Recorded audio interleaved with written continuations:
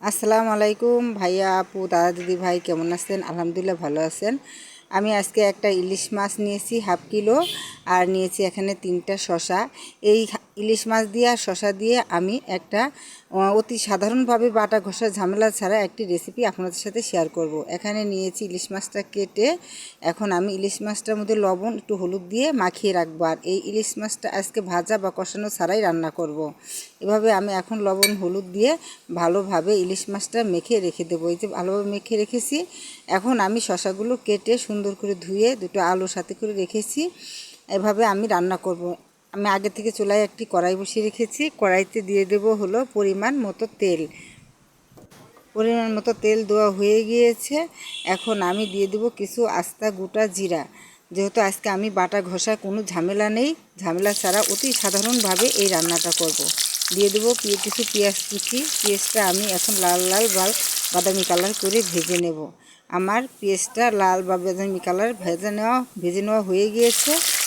এখন এর ভিতরে দিয়ে দেবো হলো 1.5 চামচ পরিমাণ রসুন বাটা, কারণ রসুন বাটা ইলিশ মাছের ভিতরে দিলে অনেক ভালো লাগে। দিয়ে দিচ্ছি হলো হলুদের গুঁড়া হাফ চামচ, আর দিয়ে দেবো হলো 1 চামচ পরিমাণে শুকনা মরিচের গুঁড়া। ভাই আপু আপনাদের কাছে আমার একটাই অনুরোধ, ভিডিওটা না টেনে পুরো ভিডিওটা দেখবেন। দেখার আগে একটি লাইক করে দিবেন। যেসব পুরাতন বন্ধুরা আমার চ্যানেলটাকে সাবস্ক্রাইব করে বন্ধু হয়ে পাশে আছেন তাদেরকে জানাই অসংখ্য ধন্যবাদ। আর নতুন বন্ধুকে বলবো, নতুন বন্ধু ভাইয়া আপুরা আপনারা আমার চ্যানেলটাকে সাবস্ক্রাইব করে দিবেন এবং কি বন্ধু হয়ে পাশে থাকবেন। দিয়ে দিচ্ছি পরিমাণ মতো লবণ, দিয়ে ভালোভাবে নেড়ে চেড়ে একটু পানি দিয়ে দিচ্ছি যাতে মশলাটা পুড়ে না যায়। ভালোভাবে আমি কষিয়ে নেব। আর আজকের তরকারিটা একটু ভিন্নভাবে রান্না করব। আমরা সাধারণত মাছ মাংসতে প্রচুর পরিমাণে মশলা দিয়ে থাকি, কিন্তু আজকে রান্নাটা হবে মশলা ছাড়া। আর এখন আমার মশলাটা কষানো হয়ে গিয়েছে। আমি আগের থেকে ধুয়ে কেটে রেখেছিলাম শসাগুলো, দিয়ে ভালোভাবে একটু নেড়ে চেড়ে মশলার সাথে মিশিয়ে দেব। ভাইয়া আপু আমরা সাধারণত মশলা বেশি ব্যবহার করি যাতে মাছ রান্না করলে মাছের একটা আঁশের গন্ধ আসে বা সেন্টটা না আসে, সেজন্য মশলাটা বেশি ইউজ করি।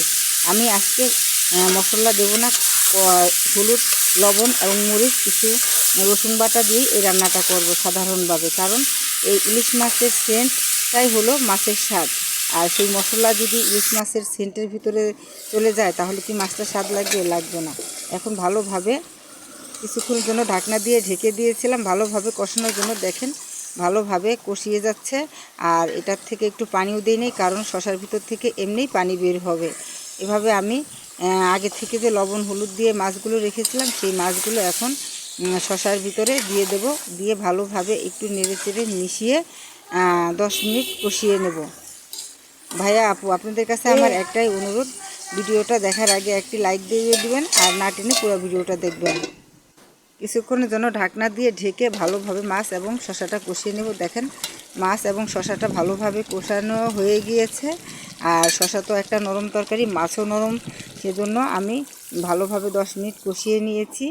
এখন আমি ঝোলের পরিমাণ মতো যতটুকু আমার ঝোল রাখবো অতটুকু পরিমাণে আমি পানি ঢেলে দিয়ে দিচ্ছি। এবং কি ঝোলটা পানিটা একটু কম দিতে হবে, কারণ মাছটা আর শসাটা ভালোই কষে গিয়েছে। এখন ঝোলের যতটুকু লাগবে ততটুকু পরিমাণ দিয়ে আমি ঢাকনা দিয়ে ঢেকে দেবো যতক্ষণ পর্যন্ত তরকারিটা না হয়ে আসে ততক্ষণ পর্যন্ত। এখন আমি ঢাকনাটা নামিয়ে নিচ্ছি। তরকারির ঝোলটা কমে গিয়েছে আর দারুণ একটা ফ্লেভার বেরিয়েছে। এভাবে ইলিশ মাছ শসা দিয়ে রান্না করলে খেতে অনেক ভালো লাগে, সুস্বাদু লাগে। আর তরকারিটা অনেক স্বাদ হয় শসা দিয়ে। এখন আমি ঢাকনাতে ঢেকে চুলার আঁচটা বন্ধ করে দিয়ে একটা বাটিতে সার্ভ করে নেব। এই যে হয়ে গিয়েছে আমার শসা দিয়ে ইলিশ মাছ রান্না। এভাবে রান্না করলে অনেক ভালো লাগে। ভাইয়া আপু যারা শসা দিয়ে ইলিশ মাছ রান্না খাননি তারা বাসায় এভাবে ট্রাই করবেন।